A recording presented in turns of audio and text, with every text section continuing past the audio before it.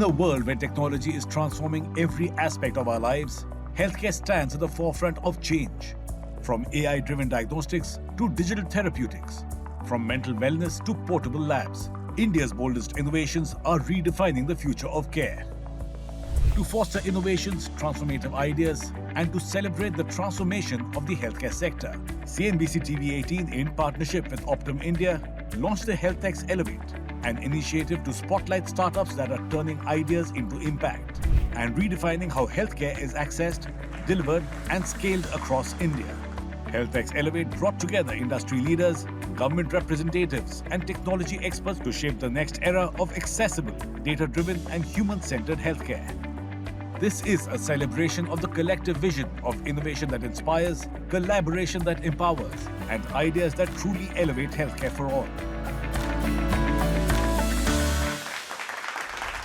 Ladies and gentlemen, next up we have a very power-packed discussion, which is also very aptly titled. It's called Reimagining Healthcare, Access, Innovation and Global Leadership. Join me in welcoming the moderator of this session. Join me in welcoming Shireen Bhan, the managing editor at CNBC-TV18. Shireen, please do join us on stage. But ladies and gentlemen, keep your applause coming because we have a stellar panel that in fact is joining Shireen on stage. Join me in welcoming Dr. Indu Bhushan, ex-CEO Ayushman Bharat. Good to have you with us, sir. Always such a pleasure. Also join me in welcoming Dr. Naresh Trehan, Chairman and Managing Director, Medanta, the Medicity. Thank you so much, sir, for taking out the time. And also welcoming Umaratnam Krishnan, Managing Director at Optum India. Good to have all of you with us. Shireen, the floor is all yours.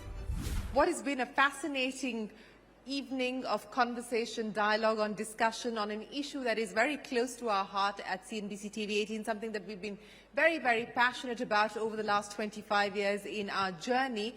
And we're glad that Optum and CNBC TV18 could come together to really dial down on what is needed in terms of the imperatives to take this conversation forward. I've got a stellar star cast here with me, so without further ado, we were just discussing before we came out that this is probably the nth conversation that Dr. Indu Bhushan and Dr. Naresh Trehan and I have had on reimagining healthcare for India. But, you know, while there has been a lot of progress, there continue to be many obstacles and many challenges. And so let's pick up on each one of them. Access, innovation, and global leadership. Those were the three things that we are going to focus on and discuss. So let me start by asking you, in light of the experience of putting together the Ayushman Bharat program, a flagship scheme of the government, that was really designed to solve for the access problem, the access deficit issue that faces Indian healthcare. What have been the biggest lessons? What have been the biggest learnings from that? As we look ahead, what would you now like to see being designed into the program? Well, thank you very much. Thank you for inviting me. And, you know, Ayushman Bharat was launched in 2018. And if we just look at the scorecard of the scheme, I think probably we can be quite proud of that because more than 10 crore treatments have been given. And every year, the scheme is providing 2.5 crore treatments. And there are a huge number of studies to show that it has saved millions of families from falling into poverty. And so increasing access to healthcare has been only one of the achievements of the scheme. But in addition, Shireen, I must add that, you know, the scheme also has been able to mainstream the concept of health insurance. And so many hospitals which never had this kind of experience now are accepting health insurance, but also digital health. Yeah. Now it has mainstreamed digital health. And in addition, it has also promoted private sector investment in health. And earlier, because there was no demand for healthcare services from poor and in rural areas, we are seeing a lot of investment going into tier 2, tier 3 cities, rural areas. Private sector investment in health has surely increased. But coming to your point that what else can be done, you know, if you look at the scheme, we see still a large inequities in terms of different states. Southern states, western states, their rate of utilization is much higher, and northern and eastern states still need to catch up. Also, there's the issue of this missing middle, the large number of people who are still not part of any scheme. They're not rich enough to afford private insurance, but not poor enough to be eligible for Ayushman Bharat. So we need to focus on those. But the biggest constraint is this continuum of care, this linkage between primary and preventive health care. And unless we focus on strengthening our preventive and primary health care, probably the scheme is not going to be sustainable. Several important points that you raised there, and I'll get to each one of those. But let me ask you one which is pressing, because that keeps coming back to the headlines every few months, and that is the issue of disbursals, slow disbursals, no disbursals, forcing hospitals to say, we don't want to be part of the program any longer. Now, that's a real challenge. How can that be addressed? Pricing is separate. We can argue about whether the price needs to be rationalized to keep in mind what the market pricing is and so on and so forth, so that you do get more hospitals to opt in and come on board. But disbursals, once a hospital has come on board, should the government not at least be not be tardy as far as disbursals are concerned? No, I think there's no excuse for not paying hospitals on time. Of course, like you said, that we can always argue about the prices because, of course, those things are also evolving. But when the scheme was actually put in place, we had the provision that if we don't pay within 15 days, we'll be paying some penal interest on the amount. And of course, that has not been followed. But also, there's been delays in some of the states not allocating enough resources, because, as you know, Government of India provides 60% and 40% comes from state governments. And many state governments have expanded the pool, number of people, but have not put the money where their mouth is. So that's why in some cases there have been delays in payments. But I can't agree more with you that unless we make payments, this scheme is not going to work. Because the hospitals are not there, not for charity, but they need to make the ends meet. They need to pay their doctors, they need to pay their staff, they need to pay for supplies. And so unless they are paid on time, it is going to be putting a lot of burden on the hospitals. So no excuse, and that is something government should correct as soon as possible. Dr. Thuran, let me address the issue that we just raised there with Dr. Bhushan as well. And he said, hospitals are not charities. Not all hospitals are charities. But, in the context of what we're seeing happen as far as private healthcare is concerned, and private healthcare, to be fair, in India, has solved the access deficit problem for the paying population, for a large majority of people who can pay for healthcare, at least in our larger cities. But now with the advent of private equity, and now Indian healthcare has virtually been taken over by private equity, do you believe that the missing middle that Dr. Indu Bhushan was talking about is going to find it even harder to be able to access private healthcare in the future? It should not happen, no question about that. There are some of us who have accepted Ayushman from day one. In fact, a little known fact that I am one of the first writers of the document for I know, we had the two of you on. Yes. Universal care. So, like everything else, it has its own hazards in the sense that it is amazing and it's really heartwarming to see people who would not be able to access health care and always be scared of actually about how much it's going to cost, because the data that 4% of people before Ayushman came were pushed down from above poverty line to below poverty line per year, so that you can imagine what kind of burden it was for the poor people. Now the question is that they do have a sort of a support system which can take them anywhere. I mean, when I see somebody who never have been able to walk into the doors and come in and get a bypass surgery, it is really, really something that has happened. So, yeah. I mean, it's a great scheme.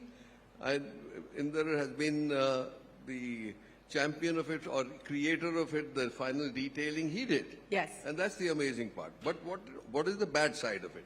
It has been hijacked by many, many, many people and states. it has become like a political tool some places. So you will see people coming out of Mercedes, diamonds dripping with a Ayushman card.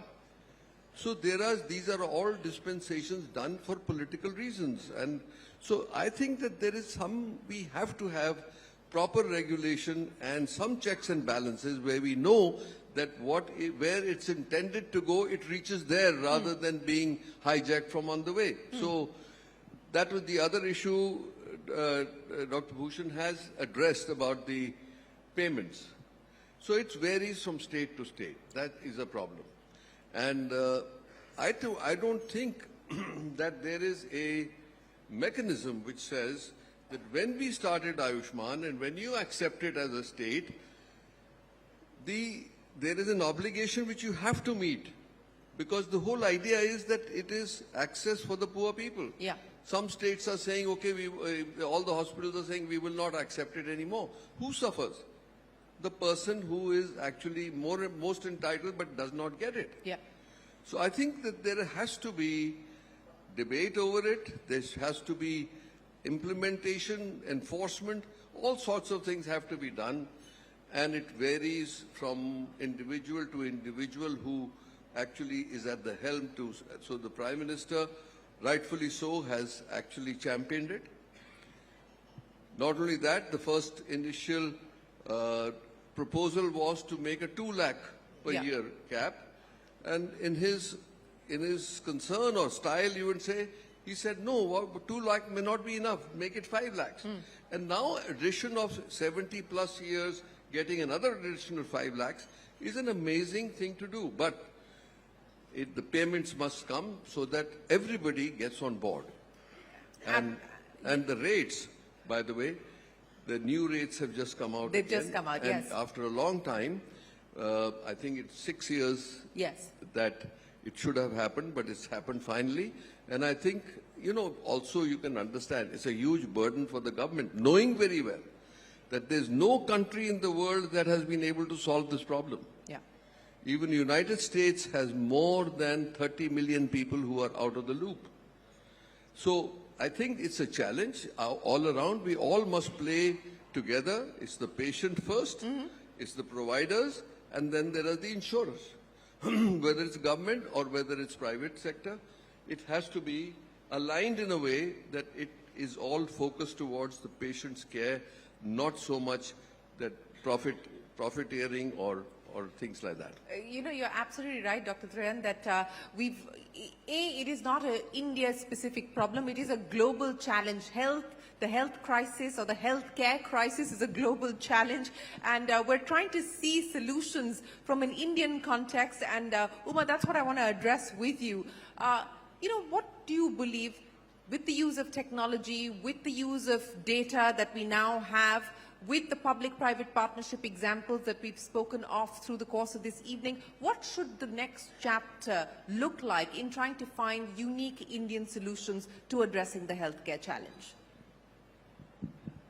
So, if you look at what the problems facing healthcare are, they seem to be pretty similar with different colors. I mean, I'd simply say access, and I'll talk about access in two parts. One is the actual access to healthcare when you need it. The second, with the current development of technology and with customers taking their healthcare journeys into their own hands. Yes, whether it's chat GPT, your way to health.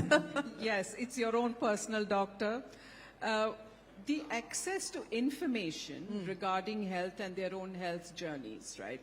So that is still a big challenge. In the Indian context, both Dr. Bhushan and Dr. Trayan spoke about how we're enabling access to actual care when patients need it. But from a customer journey and from a technology and an innovation perspective, I think a couple of things. The technology now, I mean, what we saw today, everything comes with an AI opportunity. But the ability to access and provide the right amount of information, guidance, immediate access, not entirely the end-to-end spectrum, but at least the initial access We saw a phygital model, which Yeah. in the Indian context would be interesting. It's not a 100% digital model, it's a phygital. So the ability to access and use it, whether we use telemedicine, whether we use apps and scans and all of that. But that, I think, we're seeing some very, very interesting innovations from the Indian context, right? And I call our innovations frugal innovations because we always focus on lower costs.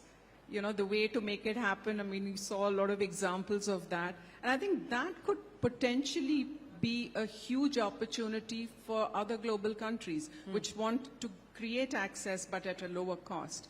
The second thing I'll come to is cost. I mean, we all know that clinical outcomes, better patient outcomes is really our objective. But using technology for that, we've seen a lot of opportunity to reduce the friction in the clinical. But on the cost side, right, there are many, many things that we're seeing which will reduce cost. Reduce in terms of our medicines, you know, our ability to point people to generic medicine. And I talk a lot about preventive healthcare, which is can we do this earlier and earlier so we reduce the cost. And technology, again, plays a very important role in releasing capacity and lowering cost. Examples of, I mean, hospitals are busy, clinicians are busy. If we can actually use technology for actually improving workflows, getting earlier and earlier, simpler outcomes, that then also reduces cost. And I think some of our technology solutions, we're very good with managing resources, we're automating workforce, you know, training and the ability to be more productive quickly, and use some of the technology which maybe expand later around clinical, how can we automate some of the clinical friction, right? So I think the Indian context, our opportunity is huge, and our ecosystem for startups, I think can make a huge difference, but need to integrate it into the wider health ecosystem. No, absolutely. We do need that integration with the wider ecosystem. We saw examples of what you know, young companies are doing at this point in time. But let's focus on the point that you raised as far as digital healthcare is concerned, because that's in a way the big hope of being able to solve for both access as well as provide the kind of innovation that's required. What have you been able to see on both those fronts at this point in time, and how do we get this integration that Uma was speaking of? You know, Shireen, what we are seeing is that the confluence of digital health, which is digitizing records and ensuring interoperability, but confluence of digital health with medtech, new devices are coming up, IoT devices and wearables and others, and AI. And all three together, I think already in last 5 years, one can see the movement is improving access, because as you can see, there were some applications presented in the previous session when for telemedicine, and the government's telemedicine platform e-Sanjeevani has provided more than 300 crore or 300 million, sorry, consultations, which is a huge number. And many of those consultations are with the people who would have never have seen the kind of specialists they saw. Similarly, we are seeing the AI solutions which are very scalable and which are being used for screening of TB. And earlier, with the earlier technology, it was impossible to screen millions of people that we have in rural areas. Now, with AI solutions, it's much easier. So access has improved in a big way. We are also seeing that costs are coming down because many of these solutions are cheaper, and they are reducing the duplication. They are reducing unnecessary tests because they are more effective in some ways. And also, in terms of expanding the product, the efficiency of system, because now one doctor, can do much more with this technology, and the effectiveness has also gone up. So we are already seeing the trend towards better use of resources, better access to these resources, and but government still has a role to play in terms of incentivizing that these innovations are made for last mile. And I was really gratified to see that many of the solutions which were presented in the earlier session talked about the last mile and how to improve health services in rural areas. But more than incentivizing, I think government also has a role to play in terms of regulations. You know, currently, we were talking about it earlier that, you know, we are seeing some of the headlines in the newspaper that regulations need to be stronger. But for innovation, I think we have to have a sweet spot. If regulations are too tough, then we'll kill the innovations. But if they are too soft, then I think we are not going to be building trust, and in the long run, they're not going to help. So I think government still has a role to play in terms of ensuring that we have strong regulations, but also smart regulations which are promoting innovation, but at the same time building trust. You know, I'm glad that you brought up this issue of regulation, because I think what you're talking about, and again, another tragic incident where we've seen the lives of young children being lost on account of contaminated cough syrups. And this is not the first time that we've seen this happen. The regulatory architecture that governs Indian healthcare, center, state, multiplicity of organizations, multiplicity of bodies, and hence the buck doesn't stop anywhere. The buck gets passed on from one body to another. You talk about the need for smart regulation, Dr. Indubhushan. What should the regulatory architecture for a new India for the healthcare services look like? You know, in some ways, the complication in regulations has a past history, because many of our drugs are being regulated by the Act of 1940. It's a drug and cosmetic of 1940, and where after that, health is a state subject, and many of the rules are made at the central level.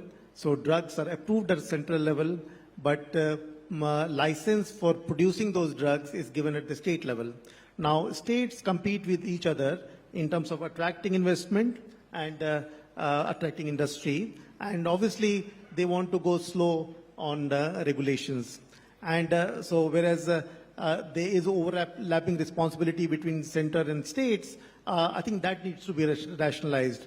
And right now, if you look at it, health sector is the most regulated sector. And if you want to open a hospital, you have to take about 200 approvals. And every year, you have to do about 6,000 compliances. Dr. Trehan probably would know.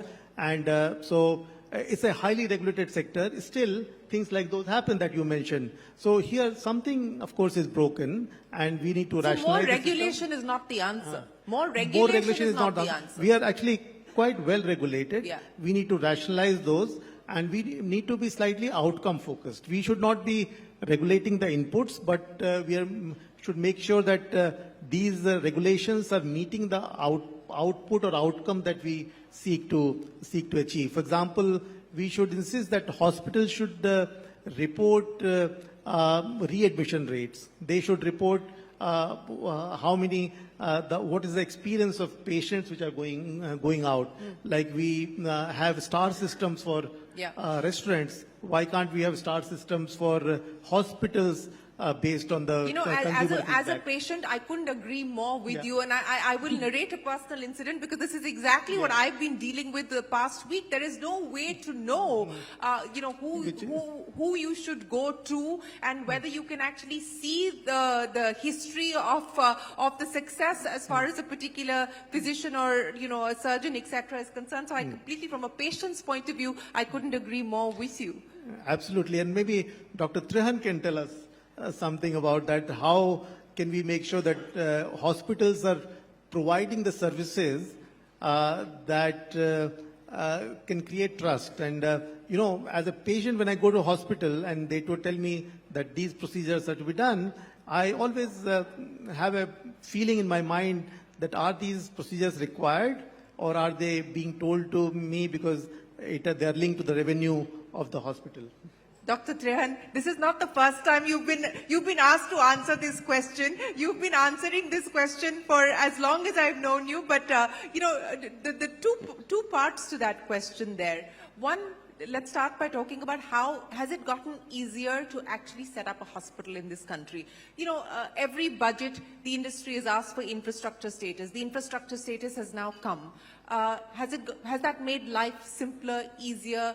Are we likely to see more hospitals being built? Are we likely to see more bed capacity being added over the next few years? That's number one. And two, how do hospitals become more patient-centric and more patient-focused in their approach and in their attitude? Okay, so first one first, okay. So the question is it easier? Absolutely not. There is one thing is regulation, the other thing is policy, and then the implementation of both. Now, if along the way the implementer is going to hijack every opportunity that comes for reasons of their own, as I'm sure you understand, that there is no way that we can actually move along smoothly without actually being extorted. So it's a sad state that I'm saying this just now. Every budget says, you know, we are going to have 75,000 more seats for doctors. Try and make a hospital. Try and get the state government to approve. I mean, I'm not saying much because I'm experiencing it myself. That there is a big problem. And it's the biggest problem, I think, is that health is a state subject. So it will depend upon the vision of the chief of that state and how much they can actually implement things, because everybody and anybody below will like to hijack and extort. It's not a good situation right now. And I think that we need to rein in. We talk about India next by 47. Yeah. The question basically comes, one favor Mr. Trump has done to us is to give us a little kick in the pants and said, wake up. Now, if we don't wake up, it's our fault, not his fault. So I'll give you an example. For 40 years, we've been very happy making generic drugs and waiting for patents to come off, making enough money, but we have not invested in molecule creation at all. Absolutely. So we have not given back everything. So I'll give you an example of hospitals, okay? Today, the cost per bed for any hospital which you would like to, or anyone would like to, whether they are Ayushman, whether they are CGHS, or whether they are private, it doesn't matter. Because the quality of care matters, okay? It costs 1.5 crores per bed to create. And that is not counting the cost of land. So it's a very expensive endeavor. The point is, everybody gets a bad name about saying you are charging too much. Indian medicine the cost is 1/10 of that of anywhere in the world. Yeah. Now, when you talk about how to determine quality, you know, I was in New York for 20 years. We used to publish our personal results and institutional results and report it to the New York State Regulatory Authority, and they would publish it. Yeah. So it was so public to view. But there are now, okay, minimum standard NABH. Then we have this double, so now we have we are JCI certified. JCI is Joint Commission International, which is the highest body for international rates. So that's one benchmark you can use to say, okay, what is the quality of care? Because they go not only under the carpet, they even unplug the floor to actually find out what's the truth about yourself. Right. So I think we should publish our results. We should be forced to publish our results and then let it be. But now then you have to be honest when you're publishing your results. So this is like a vicious cycle. So first our own character has to improve. The national character has to improve. Unless that happens, all these things will have potholes in it. And that's why you know that there is uneven payment schedule. All this stuff is not very pleasant to talk about. No. So the thing is, look at only one fact. Most hospitals do not give bonuses or issue dividends, right? So the money goes into creating more hospitals, which is sorely needed. So it's basically a vicious cycle for all of us. Some are good, some are bad. That's in everything.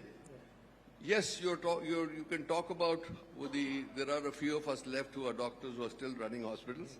Yes, a lot of it has been taken over by private equity. Private equity or maybe AI at some point in the future, we don't know. It'll happen, no, but AI is an absolutely fantastic coming. Yeah. We in medicine are so used to AI and machine learning, not from now, for many, many, many years.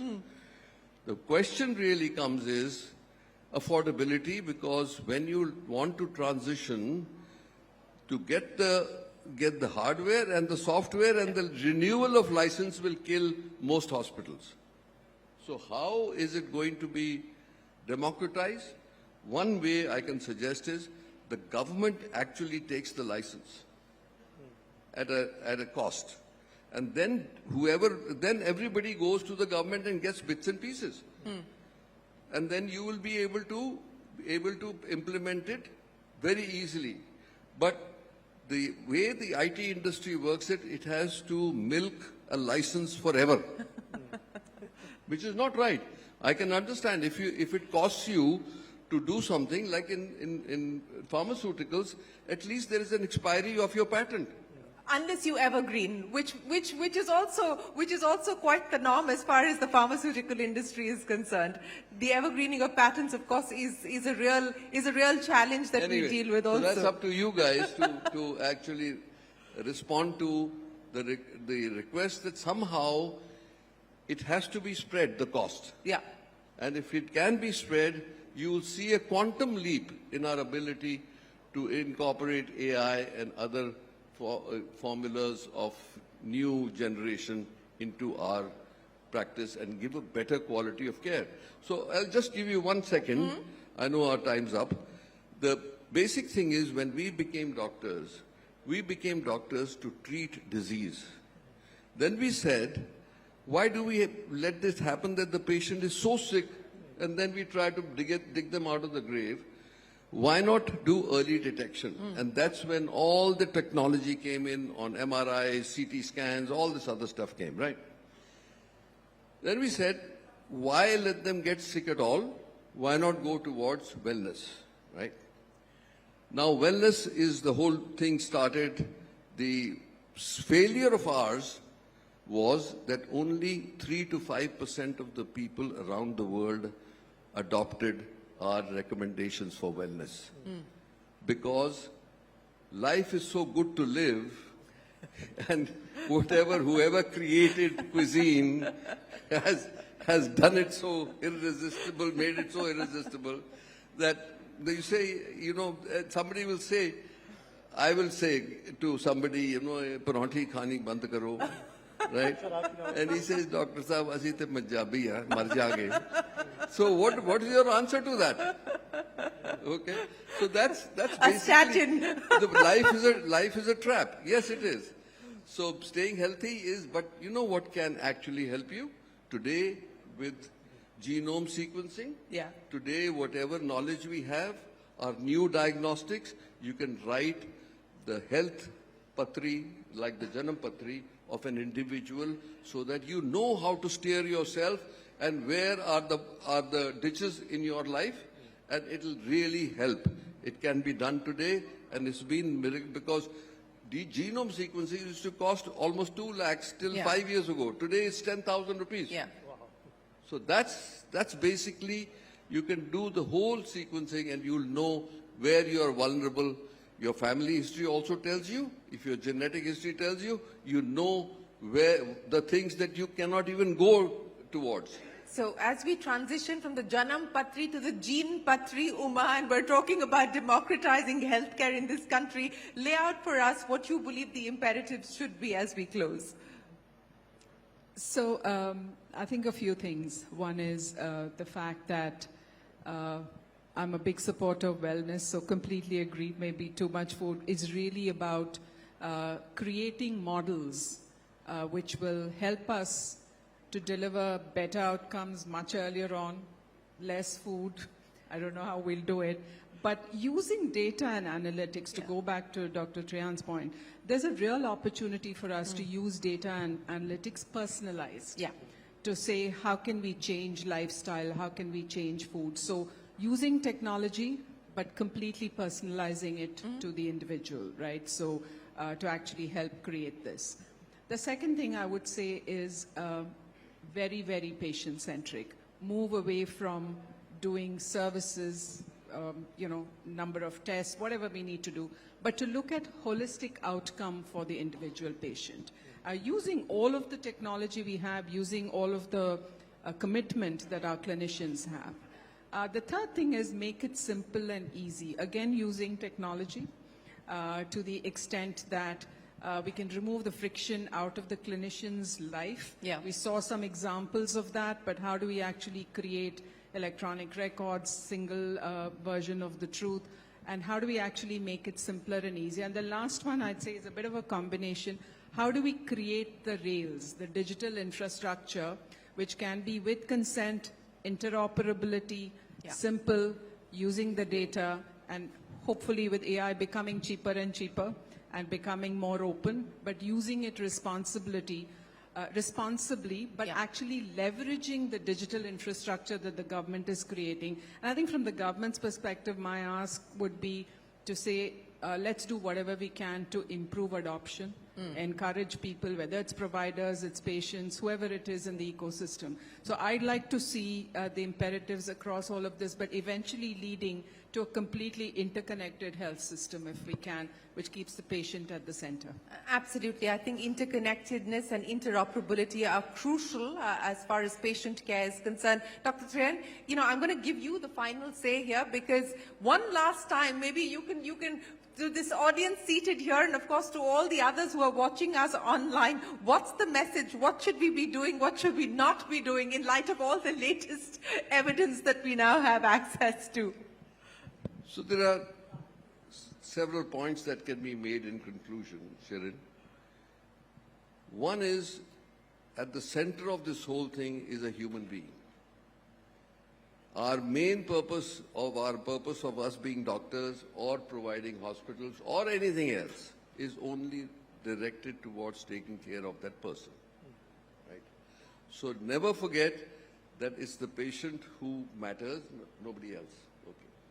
Then there is the insurance companies, there is us, there are technology companies that we are actually using to deliver care. So yes, technology is coming hugely toward the rescue of the human being, and to us also.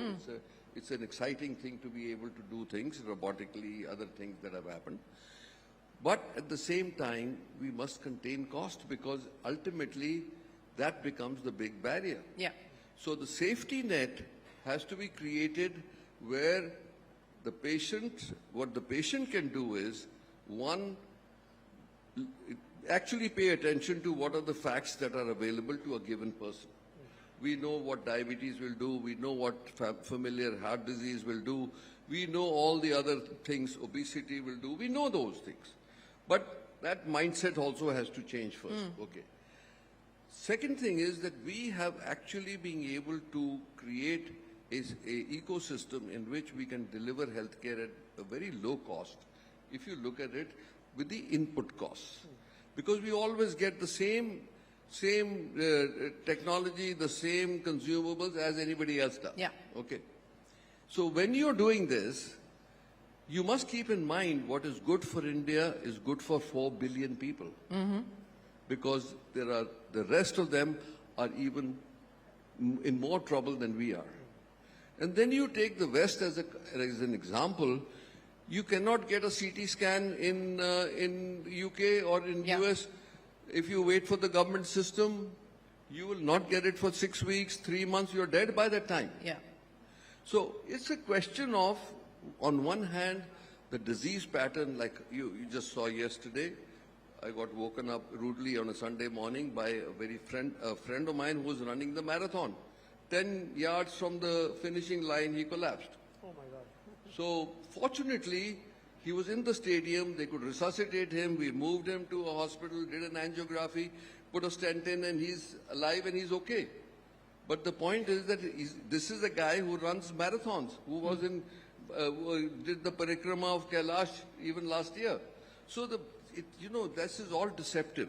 So to sum it up, I think everybody who has family history of diabetes or heart disease should get their first checkup by 25 years of age. 25? Yes, if you have history. So like we say, know your genes.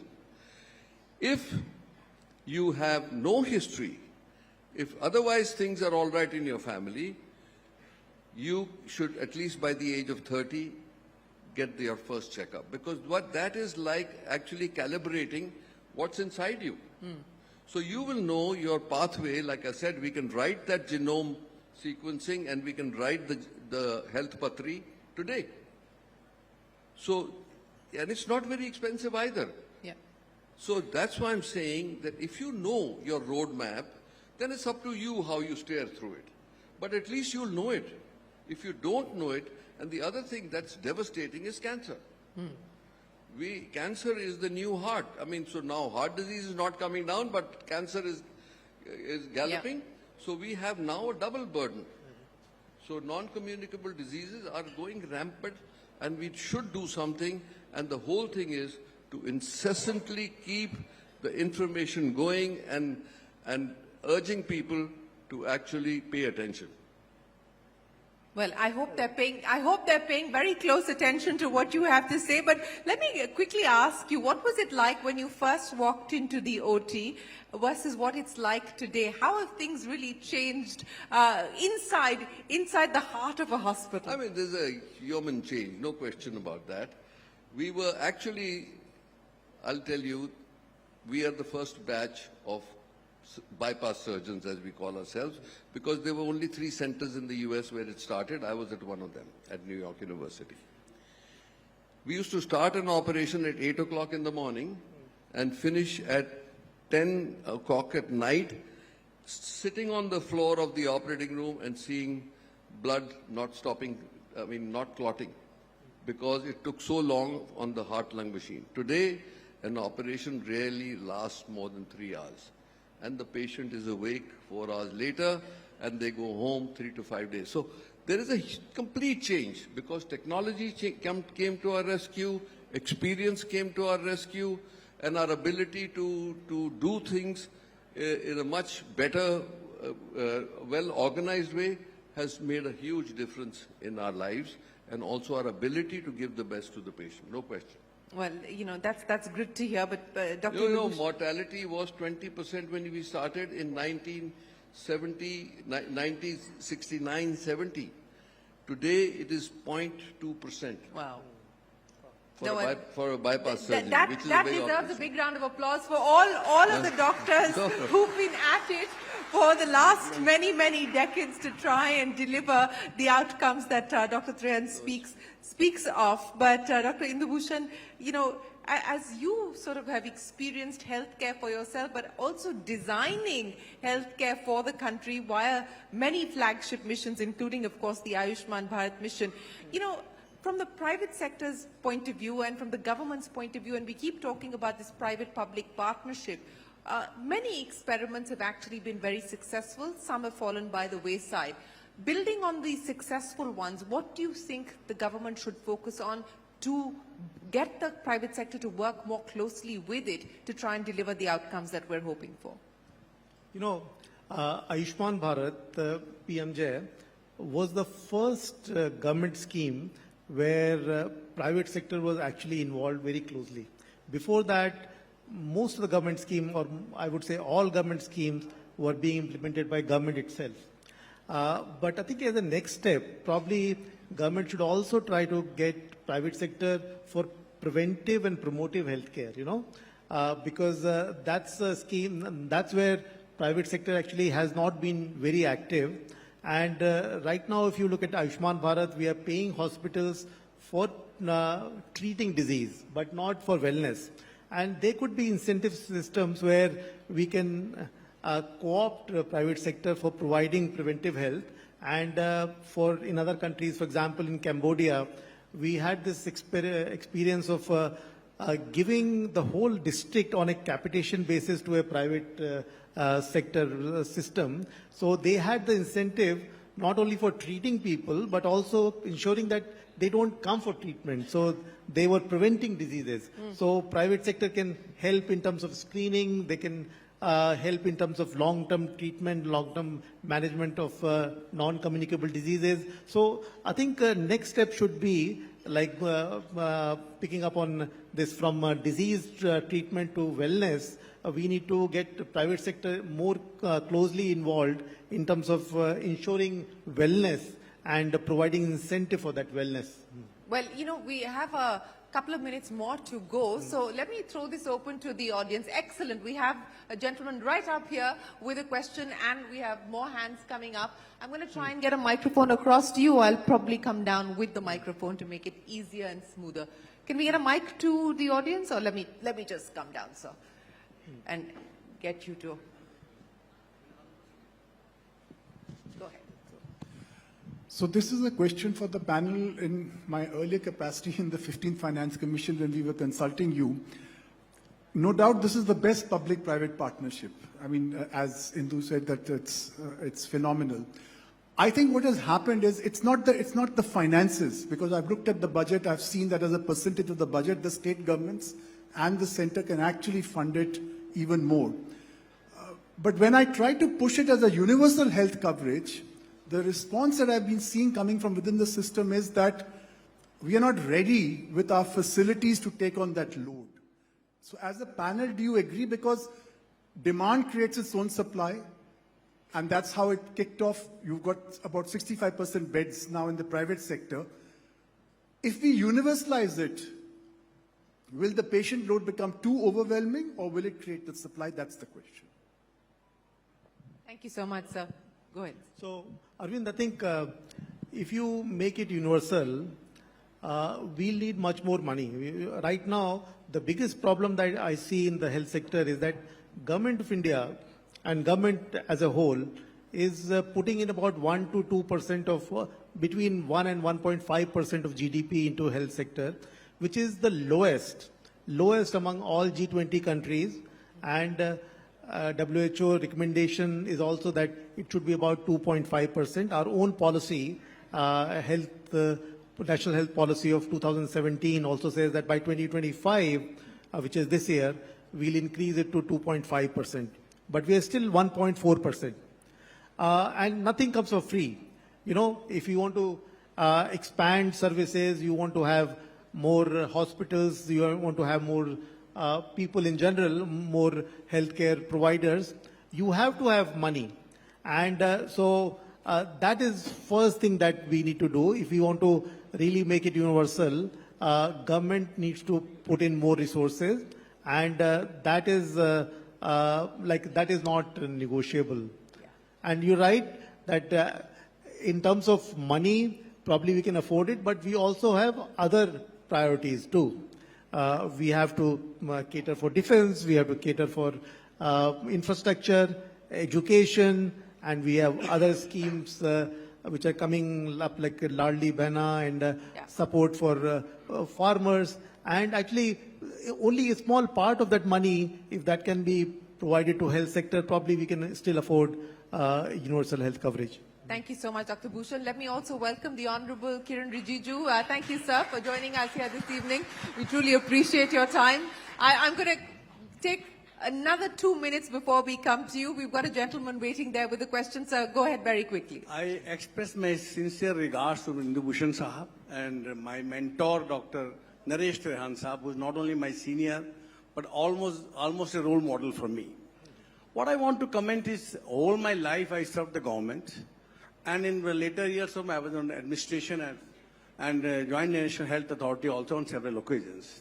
certain pitfalls which I want to point out, now I am practicing in a private hospital, of the Ayushman Bharat are that one, we don't prioritize the patient who is getting beneficiary of Ayushman Bharat, and same is true for CGHS beneficiaries in the private hospitals.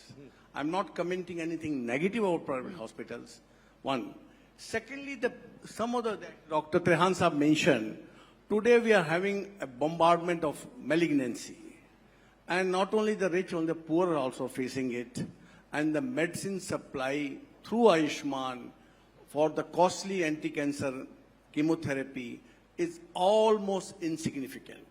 Is almost insignificant, which is very sad part. And possibly those who are health administrators as of now must notice this part. When I was a student, sir will remember, we had one Professor R.N. Mishra who used to popularly say, in India, health is free, health treatment is free only for those who can afford it. Now Ayushman Bharat is changing that spectrum. Yes. One more small input.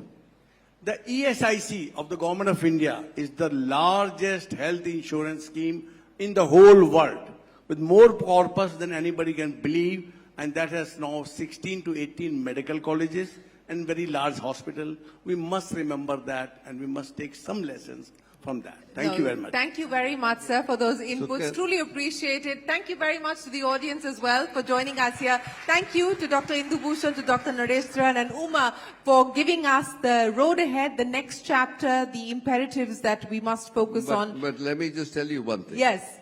As a policy, we should incentivize doctors and hospitals to actually keep people healthy rather than treat disease. So if that's the incentive, you will see a sea change, and I think that's important. Yes. To you, you said I'm almost your role model. Can you tell me about that almost part? Thank you so much. Thank you. Thank you very much, sir. Thank you. Thank you.